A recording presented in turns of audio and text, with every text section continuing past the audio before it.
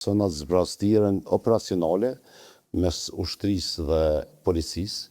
Dihet që policia ka detyra të kufizuara, që i referohen kryesisht sigurisë publike, detyrave të përditshme. Dihet që policia ka edhe detyra që ndërlidhen edhe me ndrrime, pra funksionon tetor, funksionon me ndrrime brenda 24 orëshit, dhe dihet që ka edhe kufizime në aspektin e veprimeve taktike me njësi pak më të mëdha.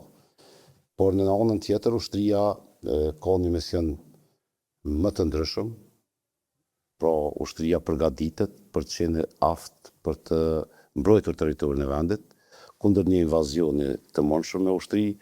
Gjandarmeria do të jetë pjesë e Ministrisë së Punëve të Brendshme gjatë gjithë kohës.